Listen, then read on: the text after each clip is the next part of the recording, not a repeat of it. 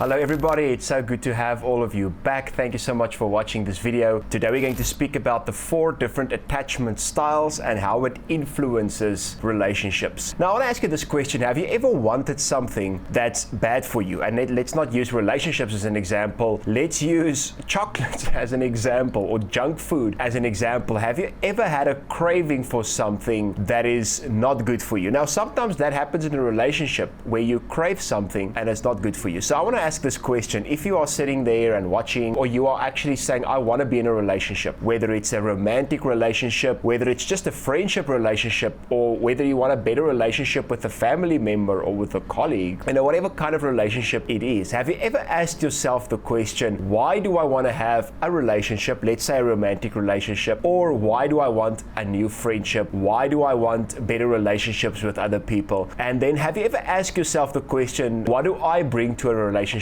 at the end of the day? Now there are 4 attachment styles. 1 of them is good, 3 of them are not so good, and eventually we want to get to the good one. And I also think that in different relationships we have different attachment styles. I don't think you are necessarily one. I think you can be one in a romantic relationship, sometimes you can be a different one in a friendship, you can be a different one in a work relationship. Now I think it depends on a lot of things. Today we're going to look at that. Now I'm a big fan of music. I love music, especially older music. I think a lot of people are like that, but for me the reason is I love instruments. A lot of newer music don't use instrument as much as they did in the 50s, 60s, 70s and 80s, but at that time I remember instruments was like a very big thing. You always had like this great drummer, great bass player, great guitar player, great singer. My point is, there's a guy called Neil Diamond that I used to listen to a lot, and in one of his songs, the song is called If I Don't See You Again, and in the song If I Don't See You Again, he said, it's time to say goodbye, because if I stay for too long, you'll get to know me too well and you'll find out that something is wrong.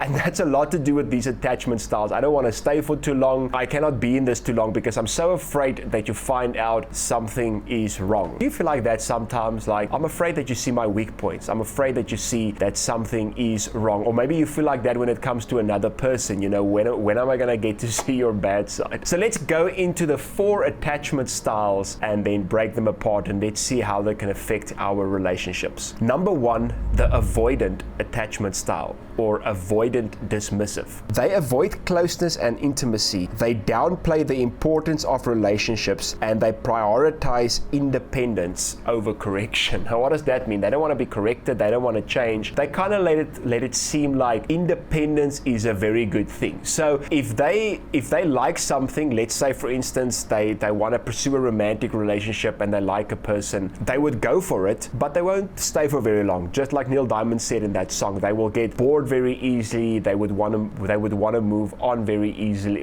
very quickly. Yeah, this is not something that they would like to stay in for the long term. And also they don't really get emotionally attached very quickly. They kind of like see emotions as unimportant. It's not really necessary to share my emotions. It's not necessarily important to share what I feel, or even the importance of feeling is not something they will place emphasis on. So these people have a positive view of self, and they have a negative view of the world, or they have a negative view of others. So it's kind of like, by myself I'm okay, by myself everything will be good, by myself I can do great things. If I bring somebody else in, that person can just be an hindrance to me. But obviously, these people also get lonely. They also want friendships, they also want attachments, but like I said earlier, it doesn't last for too long. So why are these people like that? They might have experienced rejection in childhood, and now they have developed this avoidant attachment style because they are afraid to experience that again. So this is the avoidant attachment style. They don't stay very long in relationships. They like their independence, or they seem to like their independence. Other people is kind of like just messing a bit with their independence. That's the avoidant attachment style. The second one is the anxious, or the anxious preoccupied attachment style. They are worried about abandonment and rejection, and often seeks reassurance and validation. Now, unlike the avoidant attachment style, they hate being alone. They think they cannot be independent. It's almost like they always need somebody around them, and they have this very large anxiety of losing anybody in their life. So they kind of become people pleasers because they are so afraid of losing a friend, losing a colleague, losing a romantic relationship, and they almost become whatever that person wants them to become because of this anxiety. So they on the other hand have a very negative view of self, while they have a positive view of others. So if we look at the avoidant attachment style, where they have a positive view of self, a negative view of the world, where it's like it's always your fault, I'm okay as long as, you know, I rather want to be alone. That's the avoidant style. With the anxious style, they're always like it's my fault. It's never the other person, it's always me. It's very close to codependency with the anxious preoccupied attachment style. And they will also sacrifice their own needs to please others. It's very difficult for them to ever get what they want. It's very difficult for them to share what their needs are. It's very difficult for them to share what's important for them, because again, this anxiety rises up of, what if the other person doesn't like me for this? What if the other person leaves me or rejects me because I speak about my needs, because I speak about what is important to me, because I speak about what I want. And also, let me just say this, with the anxious preoccupied attachment style, it can also be something that comes from childhood, where they might have felt rejected, and now they have this fearful thing of being rejected again. So with the avoidant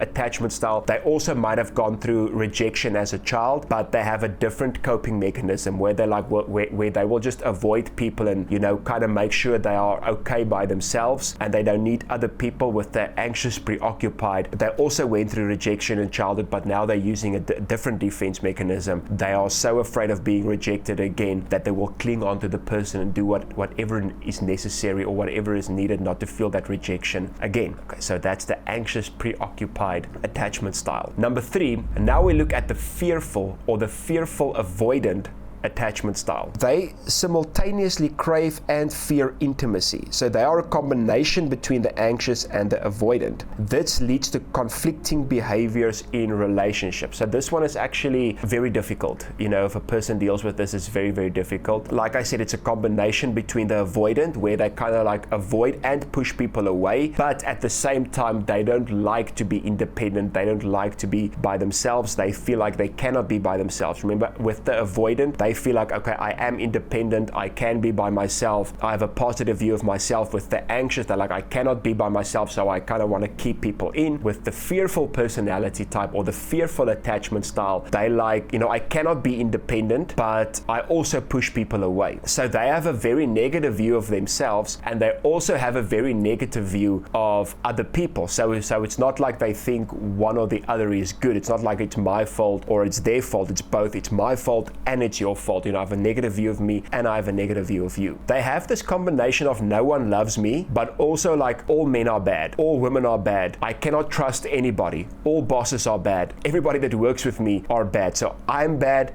they are bad. They have a lot of self-sabotaging behaviors, such as pushing other people away from preventing themselves to get hurt. So while they push other people away, it's kind of like just like the avoidant personality. They cannot be in a relationship for too long, and then they push other people away. But where the avoidant pushes other people away for the sake of independence, these people push other people away, but they also fear that state and that time of being alone or being independent. But they push other people away because they have such a fear of being rejected. So they would rather push another person away, or they would rather like reject another person before they can be pushed away or before they can be rejected themselves. And now we get to number 4, and number 4 is the one good one we spoke about, and this is the secure attachment or the secure relationship attachment. They feel comfortable with intimacy and they seek out close relationships. They trust others and they believe others will be there for them. So these people, unlike the avoidant personality or the avoidant attachment, they feel much more comfortable with sharing their views,